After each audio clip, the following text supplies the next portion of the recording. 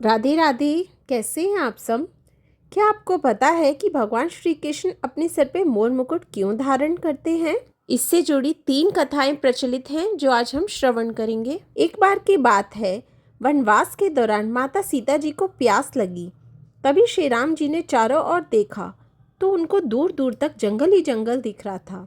फिर उन्होंने प्रकृति से प्रार्थना की कि हे वन देवता, आसपास जहाँ कहीं भी पानी हो वहाँ जाने का मार्ग कृपया कर सुझाइए। तभी वहाँ एक मयूर ने आकर श्री राम जी से कहा कि आगे थोड़ी दूर पर एक जलाशय है, चलिए मैं आपके मार्ग का पथ प्रदर्शक बनता हूँ, किंतु मार्ग में हमसे भूल चूक होने की संभावना है। भगवान राम ने मयूर से पूछा कि आप ऐसा क्यों कह रहे हैं?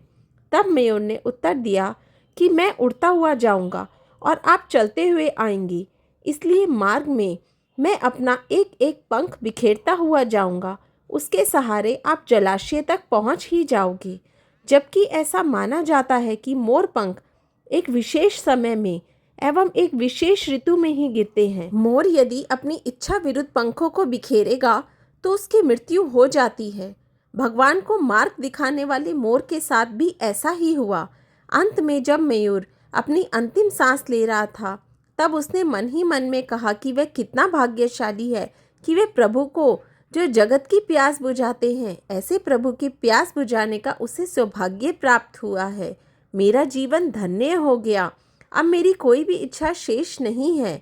तभी भगवान श्री राम ने मयूर से कहा कि मेरे लिए तुमने जो मयूर पंख बिखेर कर अपने जीवन का त्याग कर मुझ पर जो ऋण चढ़ाया है, मैं उस ऋण को अगले जन्म में जरूर चुकाऊंगा।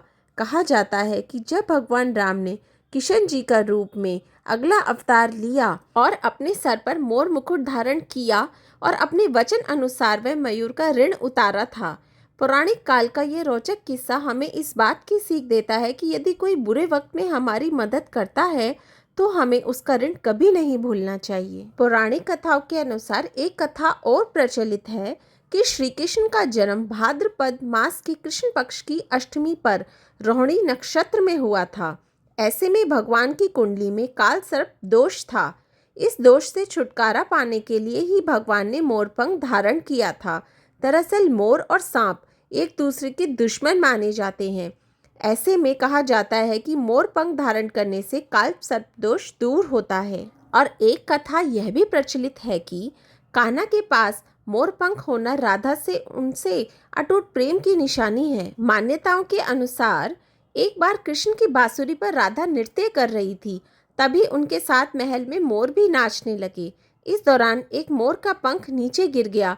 तभी श्री कृष्ण ने उसे अपने माथे पर सजा लिया और मोर पंख को उन्होंने राधा के प्रेम के प्रतीक के रूप में माना। आपको मेरी वीडियो अच्छी लगी तो प्लीज़ लाइक कीजिए, मेरे चैनल को सब्सक्राइब कीजिए और आगे वीडियो शेयर भी कीजिए।